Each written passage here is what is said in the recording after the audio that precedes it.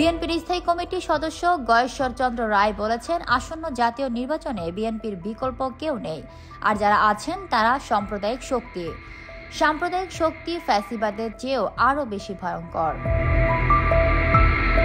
শনিবার বিকেলে মুন্সিগঞ্জের সিরাজদিখান উপজেলার শেখরনগরের স্কুল মাঠে মুন্সিগঞ্জ ১ আসনের বিএনপি প্রার্থী শেখ মোহাম্মদ আবদুল্লাহর সমর্থনে আয়োজিত নির্বাচনী সমাবেশে প্রধান অতিথির ভাষণে একথা বলেন।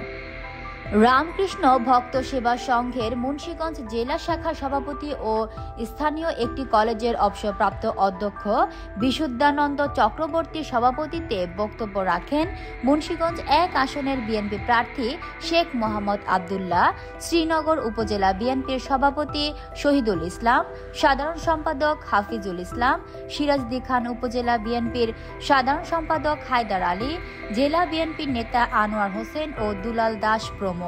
গয়েশ্বর চন্দ্র রায় তার ভাষণে বলেন, খালেদা জিয়া জাতির বটবৃক্ষ, যার ছায়ায় আমরা স্বস্তি পাই।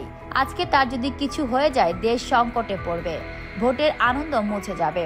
তিনি বলেন, আসন্ন নির্বাচন খুবই গুরুত্বপূর্ণ। এই নির্বাচন শুধু এমপি বানানো নয়, দেশ ও জনগণের স্বার্থে অনেক মৌলিক পরিবর্তন আনতে হবে। গরিব ধনী বৈষম্য, ধর্মীয় বৈষম্য দূর করে একটি সাম্য ও ন্যায় বিচারের রাষ্ট্র প্রতিষ্ঠিত করতে হবে।